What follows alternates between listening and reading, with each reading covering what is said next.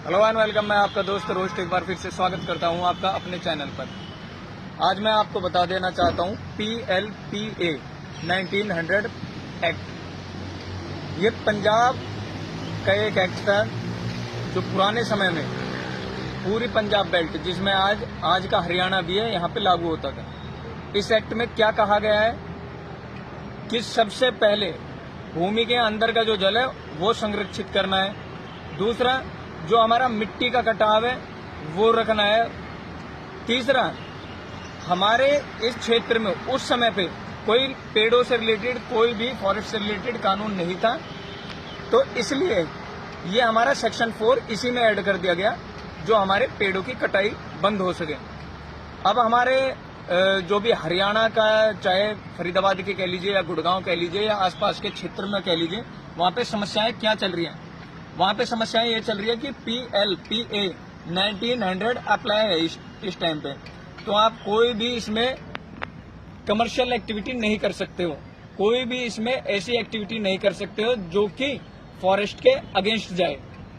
अब फॉरेस्ट पे बात करते हैं कि फॉरेस्ट कितने तरह के हैं। हमारे यहाँ पे जब ये एक्ट लागू हुआ 1900 में, तो लोगों के कुछ अधिकार छिने, जिसमें अमेंडमेंट हुआ 1926 में। अमेंडमेंट होने के बाद में लोगों को इसमें अधिकार मिले, उनकी ओनरशिप उन्हीं के पास रहने की बात की गई। फिर समय आता है 1927 का। 1927 में हमारे लिए फॉरेस्ट के कुछ अलग से कानून आए। उनमें फॉरेस्ट को डिवाइड किया हुआ है।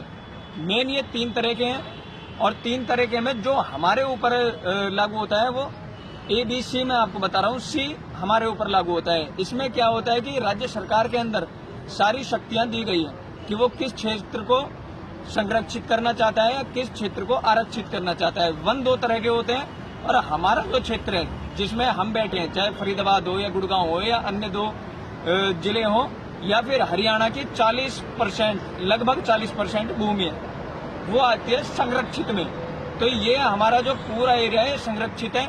इसमें हमें जब हरियाणा बना 1966 में, तो हमारे हरियाणा बनने के बाद में 1 बीघे खेत पे 5 बीघे पहाड़ अलॉट किया गया। वो 5 बीघे पहाड़ सिर्फ और सिर्फ संरक्षण के लिए अलॉट किया गया था, किसी भी कमर्शियल एक्टिविटी के लिए अलॉट नहीं किया गया था। कमर्शियल एक्टिविटी से मेरा मतलब है कि वो पहाड़ बेचने के लिए नहीं था, कमर्शियलाइज कुछ भी करने के लिए नहीं था, फ्लैट बनाने के लिए नहीं था या कुछ भी।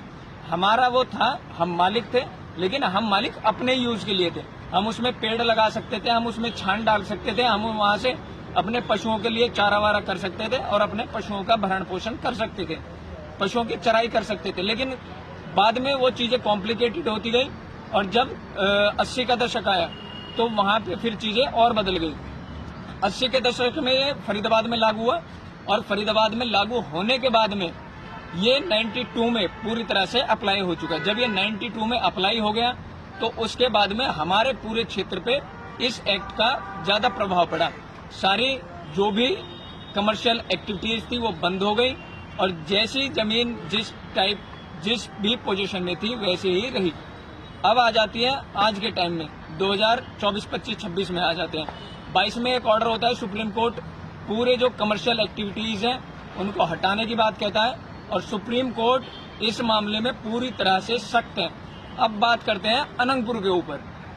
हालांकि बहुत लोगों को मेरी ये बात सुन के ताज्जुब होगा, और हो सकता है हमारी अधिकांश जनता हमें गाली भी दे, लेकिन मेरी अपनी जिम्मेदारी है कि मैं सच बोलूं और निर्भीक होकर बोलूं। मैं अगर कोई भी आपको जानकारी दे रहा हूं तो वो फैक्ट्स के आधार पर दे रहा हूं।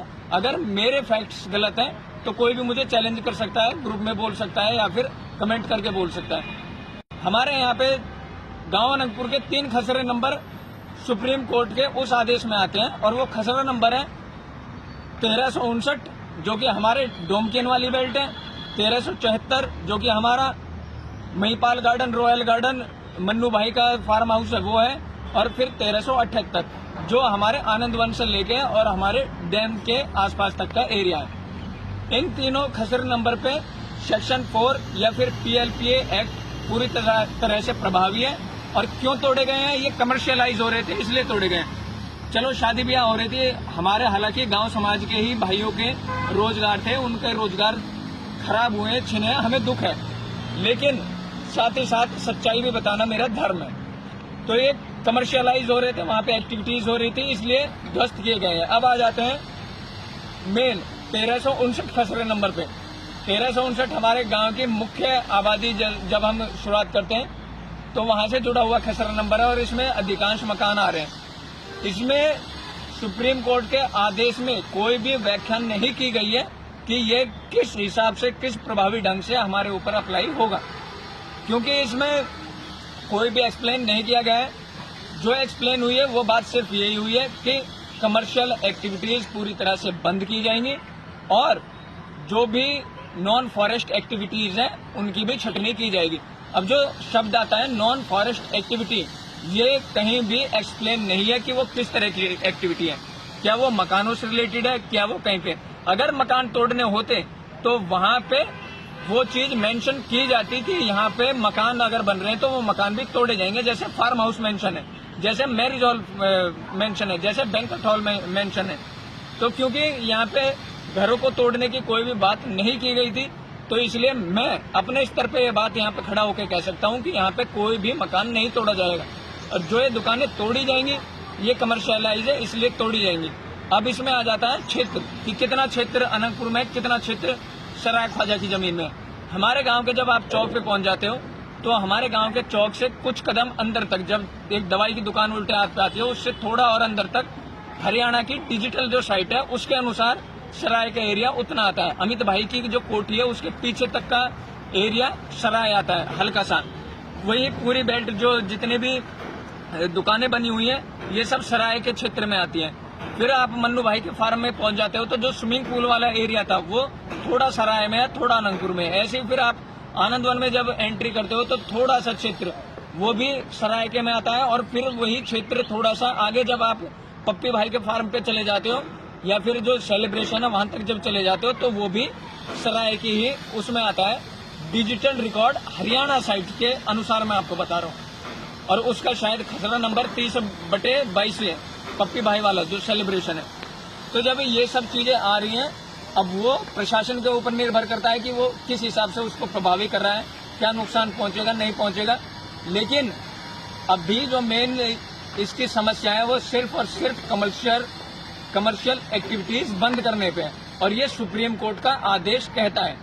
इस आदेश में आगे तक तरह तरह की बात कही गई है, जंगल से रिलेटेड बात कही गई है, नियम कानून बताए गए हैं, क्या हम कर सकते हैं क्या नहीं कर सकते हैं वो चीज बताई गई है।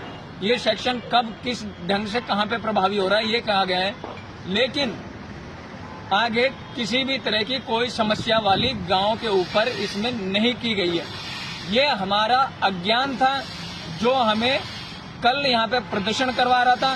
सुप्रीम कोर्ट का ऑर्डर हमने पढ़ा है और हमने पढ़ने के बाद में ये चीज जानी है कि यहाँ पे आने वाले टाइम में ना तो कोई ग्रीन बेल्ट बन रही है और ना ही कोई और।